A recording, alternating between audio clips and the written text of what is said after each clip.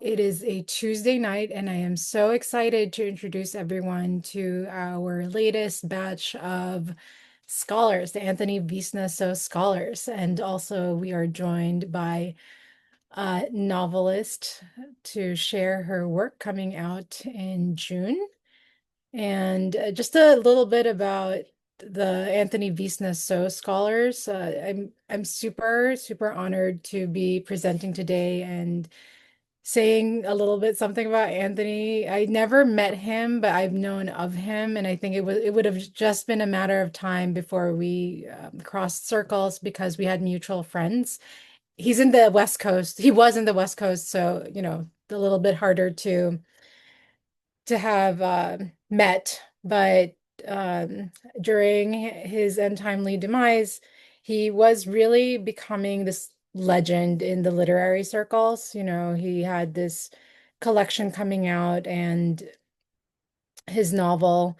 So when he passed, it was such a sad time for everyone. And for Adroit, it was also super sad because he was not just someone from the literary community, he was our one of our prose editors, and so it was such a blow. He was here 5 years, that's a big chunk of time for someone to spend in the literary journal space. So to honor him, we've done this, and it's so exciting to read for it and discover all these wonderful voices.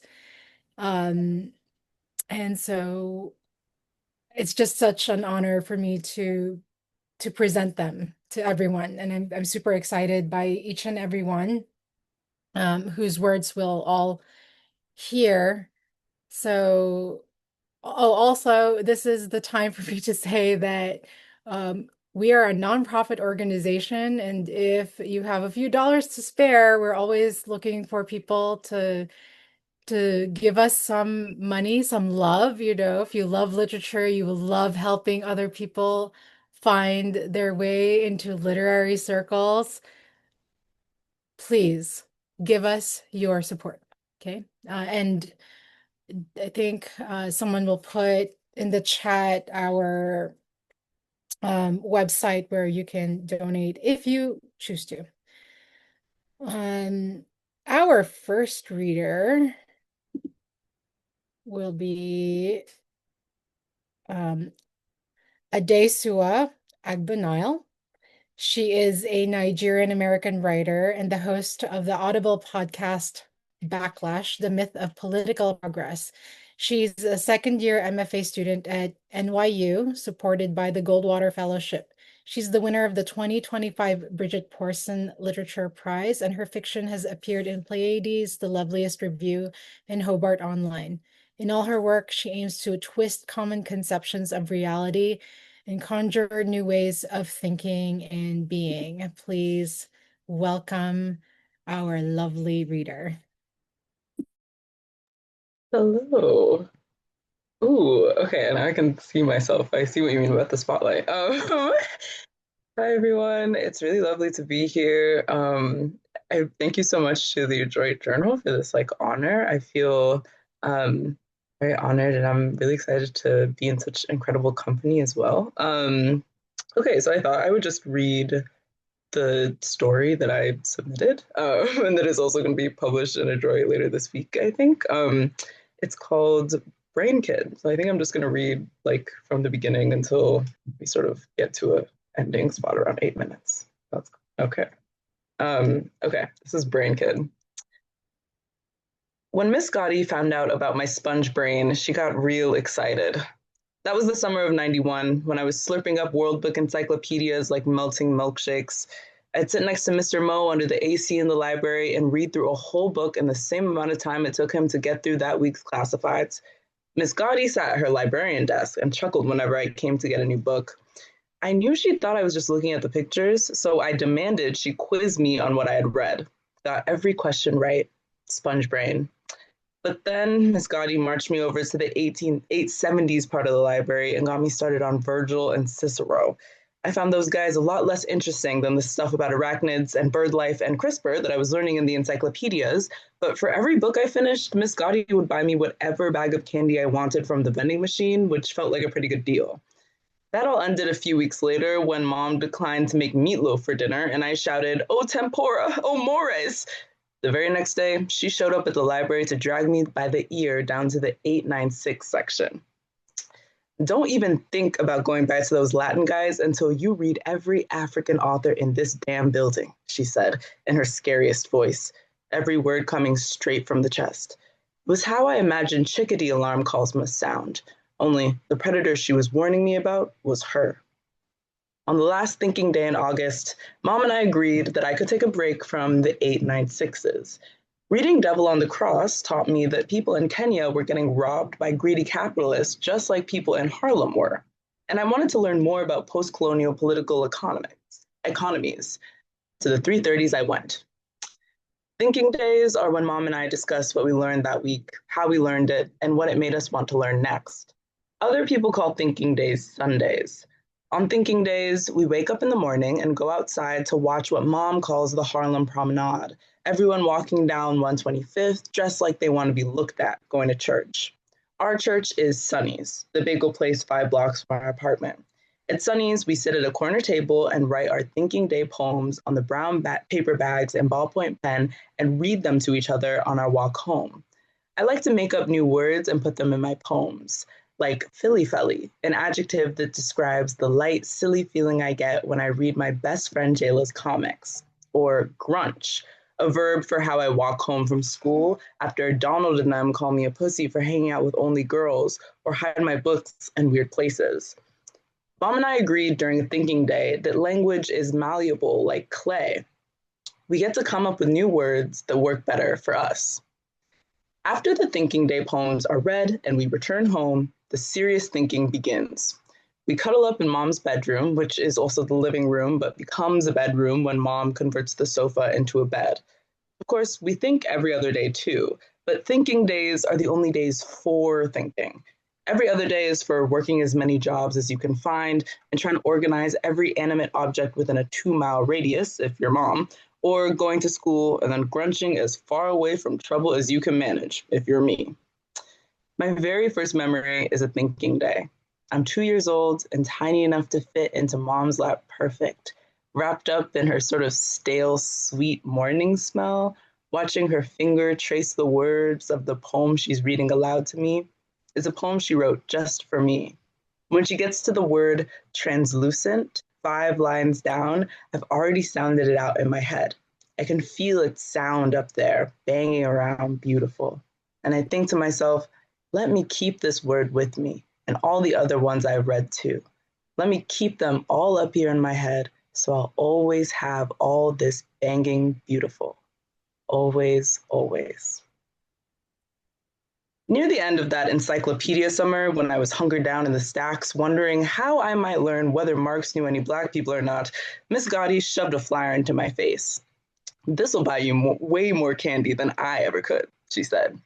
The flyer advertised a brand new trivia game show called Brain Kids. The winner got a prize of $10,000. That thinking day, after Mom and I had discussed what she had learned about how to sue landlords for repairs, she was helping Miss Yolanda organize a teach-in. I looked at our window, which didn't stay open unless Mom propped a piece of plywood under it, and said, "This week, I learned there's this new game show called Brain Kids, and the grand prize is $10,000, and all I have to do to take it is take some standardized tests and then go on TV." "And how did you learn that?" Mom asked. In West African languages, one sound can mean up to 3 different things based on intonation. It's basically the same with Mom's sentences. When you listen to her talk, you have to listen to the tone of her words to get the full meaning. For example, when she said how, all low and growly, I knew that the full translation of her sentence was, "Why are you wasting time thinking about a game show broadcast on television, a medium fueled by capitalist propaganda?" Miss Gotti gave me a flyer. "Miss Gotti sure loves giving you things to read. Doesn't that woman have books to organize?" "Not that many people come into the library." Maybe tomorrow when you go, you should find someone to invite. because it's not like people don't want to be there. In fact, well, first off, what did seeing this flyer make you want to learn next?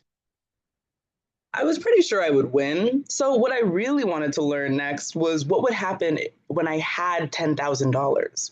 Mom and I agreed that the economic principles that underwrote modern racial capitalism were more fictitious than most fiction books. The strength of the US dollar was an illusion based on a future guaranteed by nothing but the invisible gun of, or the invisible nuclear bomb of the American military.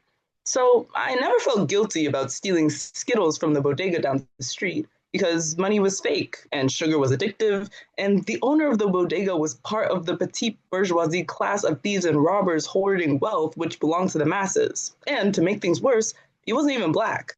But sometimes, as I walked past the boarded up houses just off 125th, I wondered if there was a point in knowing you lived in an illusion if you still had to live in it. If everything was fake, then didn't I need some fake stuff too to be real? I wanted the $10,000 just to see what it would be like, to see what it might make me. I couldn't say this to mom, though. Ancestor had taught me that sometimes in negotiation, you have to hold off on saying everything you think and focus on saying what will make the other person want to agree. So, when mom asked what reading the flyer made me want to learn next, I told her it made me want to learn more about how to practice discipline. This won mom over like I knew it would. She was always lecturing me about practicing discipline. School was so easy, I had started sleeping through class. I was interested in practicing lucid dreaming. Miss Schuler, my fifth grade teacher, did not think this was a valuable use of classroom time. After we had agreed I would take the first standardized test, mom clapped me on the shoulder and said, "Bon voyage, mister," which meant, "It's your bedtime, man." This signaled the beginning of the thinking night, which was when mom sat in her bed alone and talked to Aunt Sister on the landline. Their phone calls were strictly limited to 2 hours. In that time, they still managed to get through a whole month's worth of thinking days. Listening to them go at it was like listening to two CIA agents talking code. You just knew they were up to something nefarious and spookily powerful. I always tried to stay awake for as long as I could to catch all the things they said that I didn't know about yet so I could look them up at the library later, like Hortense Spiller's Kambahi, Conk. Okay, I think that's where I'll end for now. Thank you so much, everyone. Thank you so much, Adesuwa. That was an excellent first read from one of our scholars. Library, a brainy kid, a mom who thinks that the teacher gives too much reading. Amazing. Thank you so much. Our next reader is Courtney Bill, hailing from Canada. She holds a BA in creative writing from the University of Victoria. Her work has appeared in Prism International, New Delta Review, the New Quarterly, Plenitude, the Malahat Review, CV2, Cantheus, Grain, the Thames Review, Eavesdrop Magazine, and elsewhere. Her fiction was a finalist for Adroit's 2024 Prize for Prose, judged by Ocean Vong and Kaveh Akbar. Most recently, she was a finalist for the 2025 Union of Canada's Short Prose Competition for Emerging Writers. Please let's welcome Courtney. Hi everyone. I'm so glad that you went first today, Suwa, because as you were reading, I could just feel the anxiety of reading just melt away. It was so fun. Um, so I'm going to be reading an excerpt from my short story called Kimberlite, which is going to be published in the upcoming issue. And thank you to the Adroit Journal for inviting us to read and also for all the support that you give to emerging writers. It's really cool. And I'm very grateful to be here. Um, and specifically for the Anthony Veasna So Scholarship, it is very special and I'm glad it exists. This story that I'm going to read is the first story that I wrote after my brother died, and I was trying to figure out how to write about grief in my stories while also writing about the same topics that I often gravitate towards in my fiction, which is like romantic love or relationships between women. And I didn't know how to have both of them exist in the same story, like without them opposing each other. And this story was me sort of navigating that. And in the same way that this story felt like an act of grief and love to write. I think this scholarship is also like an act of grief and love on Adroit's part. And yeah, so I'm going to be reading now. I returned to the city after 2 weeks in the diamond mines. Sveta, the woman I was seeing, met me at the airport and we took the bus together. She was 27. Dark, irregular eyelashes. She was pregnant. Past the bus windows, snow dragged down buildings and hung heavy on power lines. Light fell slack against the dirty glass, and I thought, even though light looks tired. We stepped through the snow to Sveta's apartment complex, built several feet above the ground to separate it from the permafrost. Inside Sveta's unit, she moved to the kitchen. I sat on her couch and looked at the blinds that covered her windows, thin and glossy. A calendar on the wall read today's date as January 14th. It marked 3 months since my brother had died. How is the work? Sveta stepped into the room with a glass of Armenian wine. I felt grief in my arms, cold and hard. Oh, I said. She sat next to me and I said, good. She kissed my neck and I closed my eyes. Again, I said, good. 32, and I moved to a city in the north with an 8-month contract at a diamond mine. The company I worked for was one of the world's largest diamond mining companies. They chartered us from the city to the mines for 2-week shifts, 2 weeks on, 2 weeks off. There were 50 of us, geologists and engineers operating drilling rigs, extracting kimberlite, recording data. We started at 350 meters and aimed for 420 by end of shift. We stayed on schedule and got our samples and took breaks in heated shelters, where coworkers gossiped and napped and took blurry iPhone selfies for their children. Occasionally, we saw in the solid mass of kimberlite a glimmer, dull and cloudy. Such unbeautiful things, diamonds. I met Sveta 3 weeks ago, shortly after I'd arrived in the city. She wore a large fur coat with the hood pulled up so that her face emerged like an animal's deep in its burrow. I didn't know anything about pregnancy, but I could tell she was far along. She looked like a woman who would have 10 children and be equally unpleased with each of them. We stood at the bus stop together. I was heading back to my apartment with groceries I had picked up from a supermarket. Fermented horse milk, reindeer sausage, butter and oil, a box of overpriced tampons. I scrolled through online news articles from my paper back home. I wouldn't do that, she said. I looked up at her. The cold kills the battery, she said. It will shut down in a few minutes. And then what? Who are you going to call when you break your leg? Her sudden paranoia made me laugh. Its intensity was inviting. I'd call out to you, I said. She blinked at me a few times, then said, ha. When the bus pulled up, she stepped on before me. We rode in silence, our bodies pressed together in the sudden heat, holding onto rails. A stranger offered their seat to her and she took it. I stood in front of her like a bulwark. We got off at the same stop and looked at each other. She glistered under the noonday winter light. I imitated falling in the snow, breaking my leg, and she laughed. Sveta had sex like she wanted to win. She used her elbows, her knuckles, my stomach. When we were finished, I lay against the pillows, defeated, luxurious, and watched Sveta light a cigarette. She filled the room with smoke until everything was covered in a gray sheen. On the third day, back in the city, a coworker named Luke called.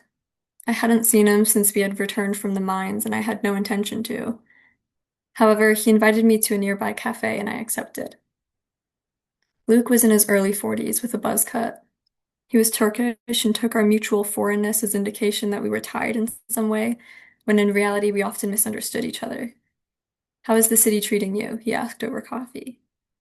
I hated this question, not because I was ill-equipped to answer, but for its personification of the city as if it was alive. The city was many things, but the most visible to me was its deadness. I'm well, I said. Then I've met someone. He lifted an eyebrow. So fast. Yes, well, I said. I felt that there was something I was trying to express to him, but what? The incohesion of my life, the separate pieces I was trying to hold at the same time, this love, this loss. Luke took a long swallow from his coffee. I'm glad you are happy, he said. So he misunderstood. I felt like I was giving a very incongruous picture of myself, that whatever social fronts I had were keeping me from properly relaying myself to him and perhaps understanding him as well. That when Luke spoke to me, he was responding to a version of me that didn't exist. I said, yeah. Luke spoke about his wife and two young children who were still living in Turkey. He planned to visit them in 2 months, but in the meantime was drawing pictures of them to put on his apartment walls. It's hard when they're far away, he said. It's different. What is? The way I love them. He touched his throat. Distance sharpens things. The heart is fonder. I thought of the days shortly after my brother died when I didn't know how to love anybody else. The singular, piercing nature of grief, how it sucks everything else into it, becomes fat with emotion and spits out only absence. Grief had dulled my love into a heavy, blunt object. Thank you guys for listening. Thank you so much, Courtney, for reading from Kimberlite. And that reading definitely felt like I was in the Diamond Mountain experiencing this along with the narrator. Thank you. Our next reader is J. Marcelo Borromeo, and he is joining us from the Philippines in Cebu. He is a Filipino writer with an MA in creative writing, prose fiction from the University of East Anglia. His work has appeared in Joyland magazine, Split Lip magazine, and Catapult, and was longlisted for the Wigleaf Top 50 Very Short Fictions of 2023. He is an alumnus of the Tin House Summer Workshop, the Sewanee Writers Conference, and the Granta Writers Workshop. He is working on a novel in stories.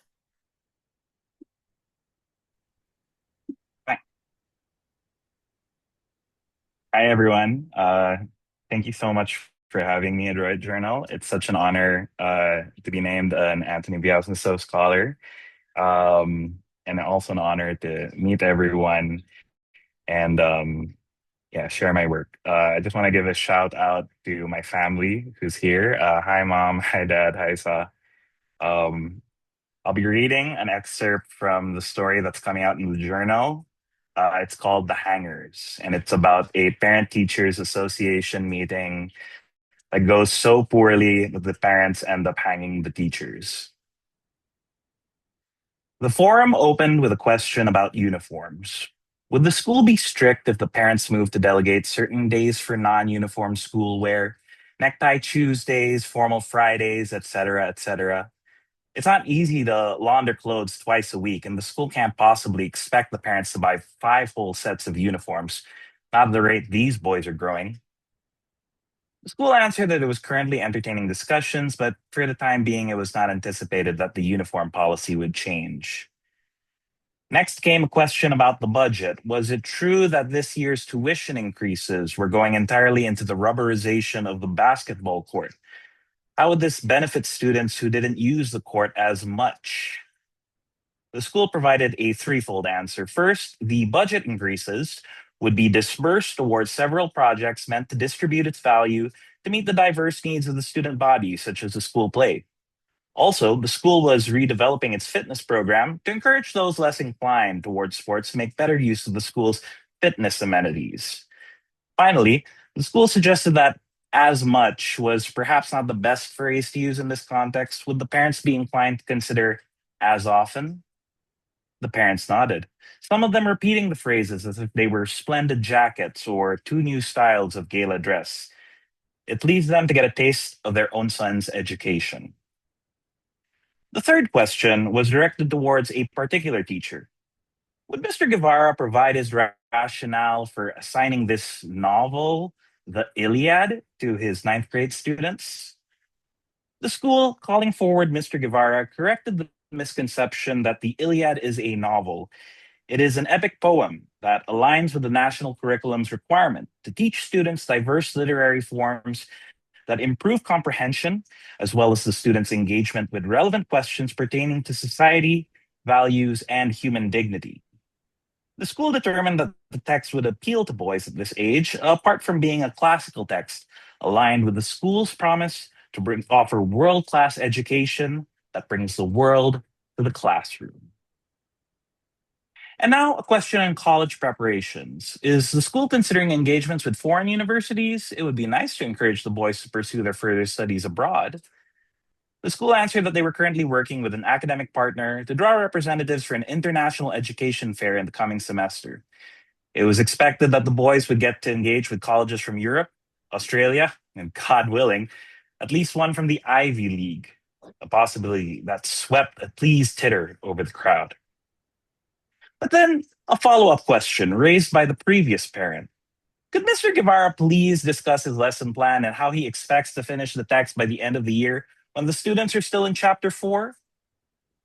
Calling again Mr. Guevara, the school explained that novels did not yet exist in the time of Homer, so it is proper to say that the Iliad is divided into books, not chapters. Furthermore, the lesson plan is based on the Myers-Witt responsive teaching framework, making it necessary to work according to the median skill level of the class majority. Because the students had difficulties engaging with the assigned text due to its length and rhetorical style, it was necessary to remain in the early modules of the lesson plan until the students could demonstrate comfort with the material. The parent refused to budge. Do you realize that we are 5 months into the school year? The school answered yes. The parent continued, if it takes almost 1 month per chapter, do you really expect the students to finish reading the book by the end of the school year? The school answered that once again, the Iliad is divided into books, which was already rather confusing to the parents, none of whom had ever been required to read the Iliad before, and had thus been given the impression that their boys were being expected to embark on a multi-year, multi-volume series about the Mediterranean. They had enough trouble at the end of last semester, forcing their aggrieved sons to spend an hour plucking the assigned texts from the shelves at National Bookstore. They all wanted their sons to be geniuses, yes, but if they were that disinterested in books, what point was there in having any more to look forward to? It was through this lens that they could appreciate the parent, who stubbornly secured his position by gripping both sides of the podium as if he intended to fix it through the tiled ground.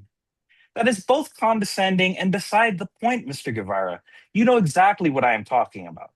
I'm trying to see the point of forcing our sons to read a book that not only bores them, but pushes them past their limits. These are boys, for God's sake. I'm sorry to say it, but if anything, you are teaching them to waste their time. To this, the school asked their own question. How do you mean, sir? The parent, who one might say now spoke on behalf of all the parents present, given his interest in dismantling the system of abuse that his son had suffered, which meant that he was interested in preventing that same abuse from happening to everybody else's sons, including those who were younger and had yet to study under the new faculty addition, Mr. Guevara, answered that his son, Rafi, his second boy, who had never so much frowned at his own cousin's funeral, suddenly started crying at the dinner table the other night because he was agonizing, inconsolable even, over this book he had to read for class. Rafi's father was shocked. What kind of book would do that to a kid his age? He turned to his co-parents for support. Have you ever read a book that made you cry? No? Is it because you have common sense? Is it because you know that when a book, or anything for that matter, starts making you feel things you don't want to feel, the least you could do for yourself is to put it down? Who are we to force our children to endure experiences that traumatize them? Is this how we support their mental health?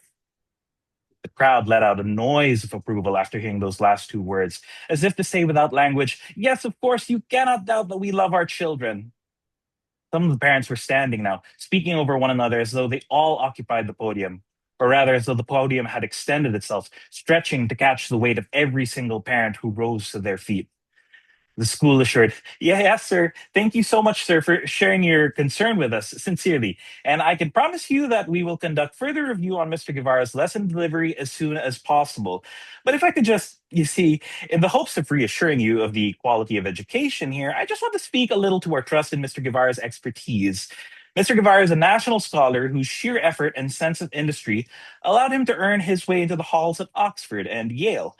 He is perhaps the preeminent scholar of literary pedagogy in our academic community, to the point that we might even say he is our only scholar in this field, which is why we did not hesitate in selecting him for our faculty, since it is and has always been our promise to offer world-class education that brings the world to our classrooms. The parents said nothing to this, apart from the few satisfied grunts, as if to say they could not doubt a man who went to school abroad. But then the teacher clarified. I think what I meant to ask is how you felt that reading was a waste of time. He wanted to hazard a guess, though he did not voice this aloud, that Rafi's father was leaving something important out of the story, or more likely, he had missed something important. He was showing the same grit they told him he needed on his first day at school. Don't assume you'll command respect just because you're the only adult in the room. Applies surprisingly well to parents as it does to their boys. It wasn't hard to feel that way anyhow on their first day. The absolute state of the curriculum. Could hardly teach the lottery without the boys reminding him, but tell us what the moral of the story is, sir. He tried to impress on them with grit. Let's not talk about the morals. Not yet. Go sit with that discomfort. Go ask the right questions. Privately thought to himself, these boys don't know where they're going, do they? What they're getting into, doing exactly what they're told. The morals, sir? Not yet. Not now. A week after, he assigned them the Iliad because that was what he saw every time he walked into the classroom. Let's talk about what's happening in the text, shall we? Tragedy waiting to happen. Endless days on book one. Meet Hector, tamer of horses. Groans the struggle to make it to the end of the page. So it went for weeks and weeks. Raffi found him one morning, just after flag ceremony in the faculty room. He was solemn, on the verge of tears, Mr. Guevara could see. Raffi was one of the better students in the class, took to the material really well. He was reading ahead, Mr. Guevara knew. While all the others stumbled through the naming of the Achaean armies, Raffi went on ahead. Is it okay, Mr. Guevara? Sure. He asked Raffi if he wanted to talk somewhere else. I'm good, sir. He just finished reading the Iliad. Sir, the death of Patroclus, the death of Hector. Can you, um, did you, sir, did you ever know anyone who died? Who died? Who died? My cousin, sir. He's like a brother to me. Was. But you have a brother. Had. And I'll end there. Thank you very much. Thank you so much for reading from your work, Marcelo. It's a reminder that the Iliad can be the book to launch the ire of 1,000 parents from one parent. Okay, our next reader, I don't think he's here yet. Is Stanley here? Do we see Stanley? No, I don't think so. Okay, so maybe we'll do him in the end. Okay, then we shall move on to our novelist for the evening, Ariel Delgado Dixon, whose work, it's her second novel, Sourland. It's coming out June of this year. So I'm excited to introduce you to her work. She was born and raised in Trenton, New Jersey, and the author of Sourland, which I just talked about, and Don't Say We Didn't Warn You. She lives in Western Massachusetts, where she works in farming and teaches writing at Smith College. Please let us welcome Ariel. Hey everybody, thanks so much for having me. Special thanks to Adroit Journal for hosting this excerpt from the novel, hosting this event tonight. I'm really happy to be reading from this book. It'll be my second time pulling from the text. This excerpt takes place from an early spot in the novel. The novel follows a love triangle unfolding on an illegal weed farm in Northern California in the years leading up to legalization. And this particular section is following this character named Frankie, a former ballerina who's kind of dropped out of the world and found herself in the world of weed farming. Something that I have learned over the years in dairy farming, which I've done for 5 years or so now, is how often laboring outside with big animals can lead to close calls. And this section is kind of about that leading up towards a potential accident with a tractor. So, um, I'll start from the top then. By the time I fell off the map, I had good reasons to be gone. I was not the same person who had arrived those years ago, desperate to change my life. I was not the same person who reached for the mountain lion or fucked with abandon because the hazards of my world gave me purpose and purpose turned me on. It had been 5 years of smeared time. Time told by the weather, 5 high seasons, 5 harvests, 5 winters spent kicking rocks. I wasn't leaving Sourland as some touristing farmhand who'd had their fill of the lifestyle.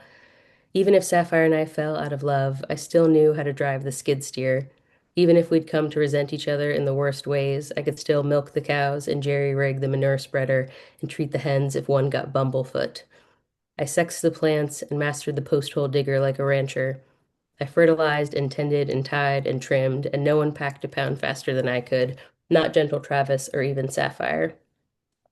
My scissors were a third appendage, snipping through heaps of flour, their resin frosting the hairs on my arms until I learned to wear long sleeves, even when the heat hit 110, barreling up from the San Joaquin Valley like hellfire on the run. The animals knew me. When I scanned the land, I knew what did not belong. You don't throw away know-how like that unless you cannot trust someone, full stop. Even then, sometimes you do what you have to do. My last day on Sourland began like all the others. I dressed before the dawn, nuked yesterday's coffee, and scooped kibble for Pistol the dog. Instead of cranking up the buggy, which only had a 50-50 chance of starting anyway, I decided to hike out on foot to the farthest pasture. The cows were waiting for me there, 13 girls and a bull named Xanthus. Dome-eyed and impatient, the herd was already assembled at the fence line. They understood the routine. I hitched up the high tensile fence with a long PVC pipe to make an opening, and the cows filed dutifully underneath. Down the lane they marched, pausing at a patch of clover overflowing, or to pluck low-hanging leaves as their snacks. They swung their heads and lowed to locate their babies, who staggered behind on new legs, lusty for milk. There was no point rushing, and I did not mind the pace. It gave me the chance to perceive what the cows could not tell me. I noted who was limping with hoof rot, who was too skinny, who was in heat. In a putrid domino effect, they began unleashing the streams of their first morning shits, the sweet sour odor of onion grass steaming behind them. The patch wasn't far, if you knew what to look for. There was the slightest tatter in the tree line where we had hauled in our supplies during spring planting. At this stage of summer, the plants had shot up 10 feet high and were still climbing, but I hadn't laid eyes on them in weeks. It was no longer my turf. The patch was not where Sapphire wanted me anymore. In the parlor, I recorded the weight of each pail of pure white milk in a ledger no one would read. All the cow shit collecting in the gutter would be scraped down the chute and into the manure spreader to become fertilizer for the plants in the patch. Even if commercial fertilizer was cheap, it was never as good as the real thing. For decent cash, we sold our brown gold to other grows on the hill who swore by Sapphire's compost recipe. Few wanted the bother of keeping animals, but they would pay a premium for their shit. After milking, the cows would return themselves to their fresh pasture and spend the day grazing, snoozing, licking one another, and cooling off in the shade of pine trees. There were chickens to feed, a coop to scrape, eggs to collect. With the tractor, I'd tow the coop to whatever pasture the cows were finished with, for the chickens to peck through the shit and the weeds. This kept the grass happy, the cows healthy, the chickens fed. Then I'd visit the pygmy goats, our loudmouthed lawn mowers, to saw their horns down so the tips didn't curve backward and impale their skulls. Next, I'd haul kitchen scraps and a 50-pound bag of feed to the three muses, our trio of 400-pound pigs. The muses were meant for the butcher 2 autumns ago, but no one had the heart to lure them onto the trailer. Everything was past due. There was 100 inheritances from yesterday, last season, the years before, and now there was no tomorrow, because tomorrow I'd be gone. The idea had been brewing in the back of my head for months. Tomorrow, before the camp cook woke to prep breakfast, before anyone in the pit lurched to life, I would slip down the long driveway and onto the ranch road, undoing each measure of security as I went. Silent alarm, electric fences, retrofitted rat traps that fired Hollywood blanks meant to deafen and deter. There was the backhoe parked at the front gate with the vital plug removed so as to render it conveniently immovable. Clear those, and the ranch road went on 2 more dirt miles before you met the skinny thoroughfare that snaked the mountain. Head right, and there came public land, the Shasta Trinity National Forest with its creeks and gulches and two-bit towns like Peanut and Begum. Left led downhill to Garberville and to the endless freeway thereafter. No matter which direction you chose, an unknowable number of groves were hidden along the route, carved out of the hill. Plots littered with junk trucks, empty skid tanks, the rib cages of hoop houses picked clean. So many of those parcels had been seized, stolen, or abandoned, or else were ticking away into the high season, cash millions worth of cannabis sown and soon to be reaped. Tomorrow I would go left toward San Francisco. I didn't know if I'd ever go right again. I steered the tractor out to the farthest pasture, a bale of hay forked onto the front loader's prongs like a 900-pound marshmallow. The last few summers had burned like tinder, and the grass was fried, our springs out on the outs. Whatever water was left was earmarked for the plants in the patch, which guzzled hundreds and hundreds of gallons per day. Sometimes we tapped into the creek bed that ran opposite our property line onto public land, but the creek was already bled dry by drought, and the neighbors uphill with the good sense to siphon what they could. In winter, we collected rainfall in cisterns and a small retention pond, but by May the weather had broiled into the 90s and the water was gone. The trouble with water, Sapphire always said, is that it's never there when you need it, just like money and good health. Water was one of many unpleasant realities Sapphire wished to ignore. I let the hay drop into the pasture and freed it from its baling twine with 4 flicks of my pocket knife. I gathered the loose twine and wound it into a single loop. I put the loop over my shoulder and walked. I was strutting with my head down, sidestepping cow pies and admiring my boots. It was natural to feel affection for objects that never failed to perform, but there was no sense taking the boots with me.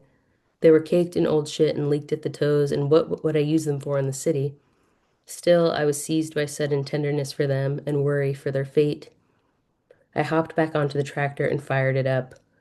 The tractor rumbled into the sun, hammering over a divot where a tree had been cut long ago, its stump hauled away. That was when I felt a sudden tug at my shoulder, rough then insistent like the cinch of a blood pressure cuff. Before I understood the how and the why, I was yanked from the tractor seat and thumped headfirst into the ground. And still I was moving. The tractor was moving too. The loop of twine around my shoulder squeezed, the friction burning like soldered metal, and then I understood. I was being reeled in like a fish on a line.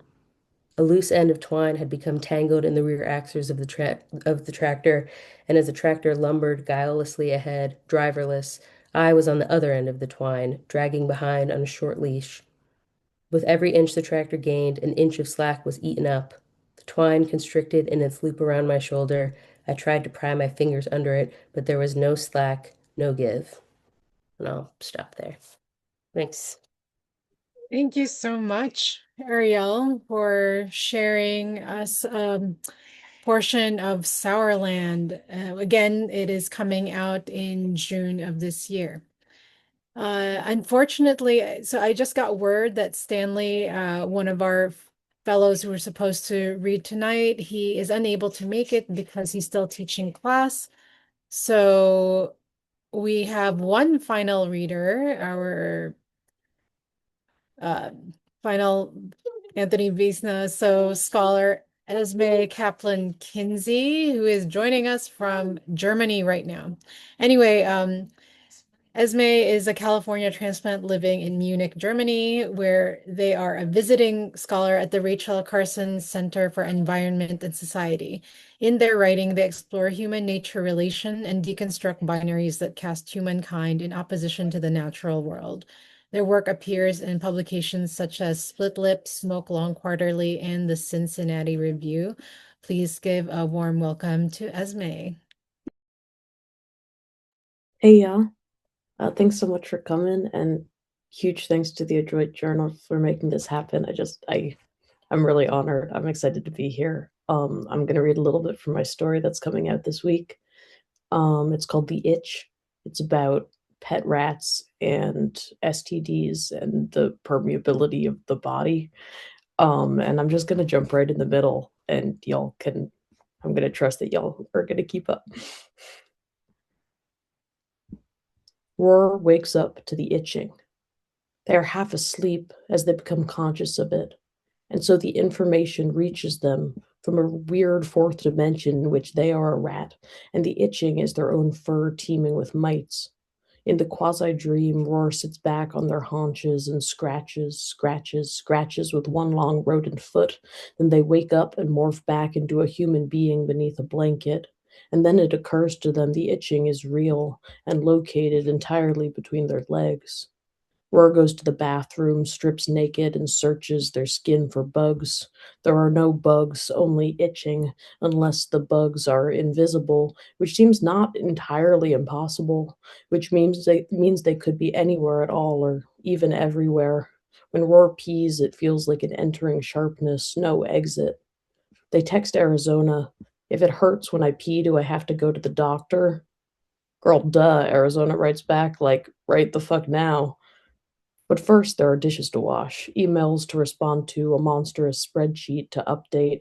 It is a busy day, too busy for health complications, very inconvenient for their body to pick this morning.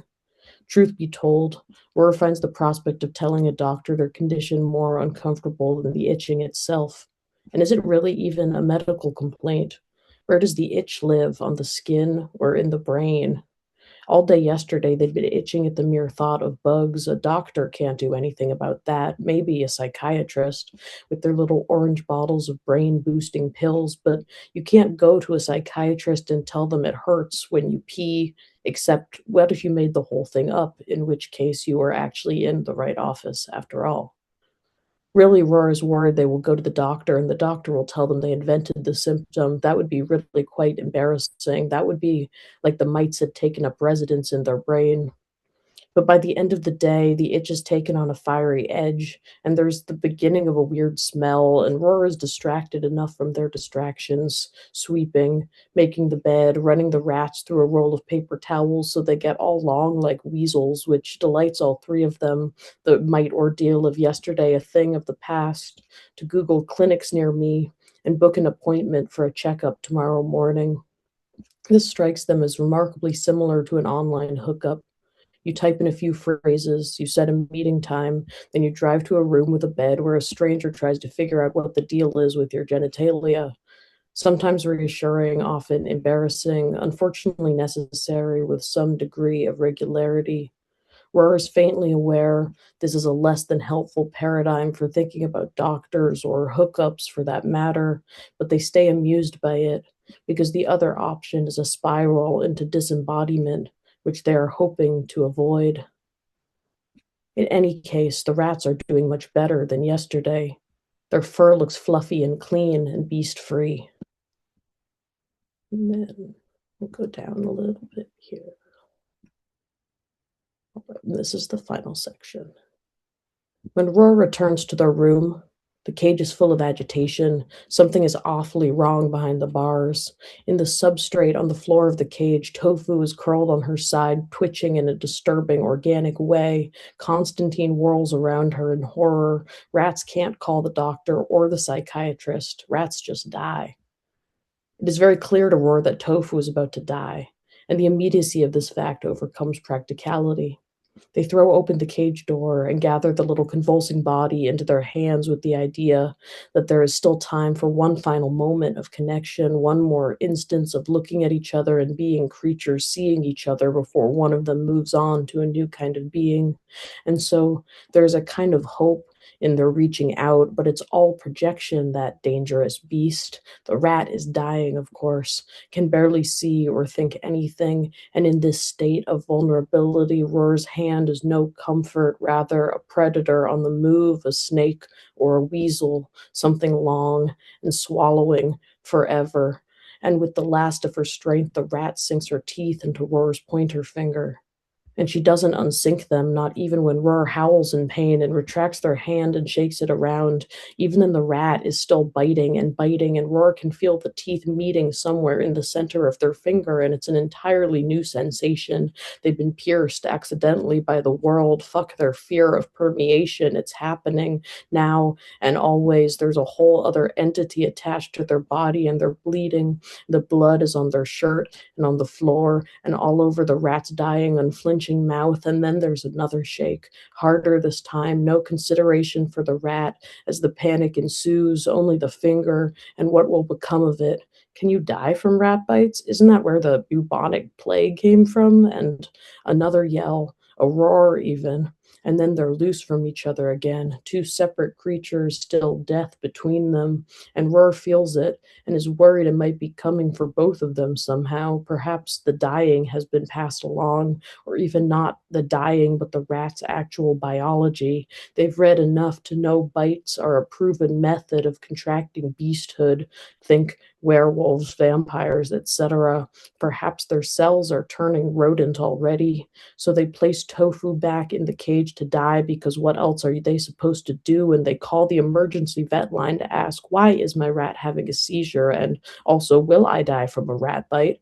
And the bored sounding voice on the other end says, that's because she's dying. Sorry about that. You'll be fine. Wash it with hot water, use antibiotic ointment. And there's really nothing more to be said about it. So Roar runs their hand under the scalding tap in the bathroom, and the water used to be an ocean and a lake and a river, and the water has seen plenty of blood already and is unfazed by the pink swirling of the white porcelain sink. And when they return to the cage, Tofu has stopped moving, and it is something close to over.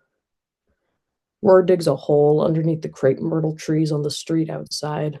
They think about how it's probably illegal to bury a pet on city property, but the apartment has no yard, and the illegality makes the hole more fun to dig, takes their mind off the throbbing of their finger. It's a deep puncture in two places. It'll scar, no doubt. Something about that is appropriate. The rats have impacted Roar's mind too much to not become a physical permanence, even post-mortem. Constantine quivers in Roar's sweatshirt pocket as they dig. Roar wants to make sure she knows exactly what has happened to ease the grieving process. When Roar lowers Tofu's small body into the ground, she holds Constantine over the hole. See, there she is. That's where she's going. Together, they watch the dirt fall like a natural disaster, like a story in which the earth asserts its personhood and screws up the whole narrative arc with its insistent existence. You've known me forever, the earth says. It's about time we get reacquainted. Flowers are drifting down from the crepe myrtle trees, uncanny magenta snow. No movement has ever felt so worth watching. Roar sits on the apartment steps with Constantine curled between their knees, their legs, their abdomen brimming with its bloody machinery, their itching and their scars, their semi-permeable skin. Roar holds the little trembling animal in their hands and breathes and breathes and breathes. Thank you.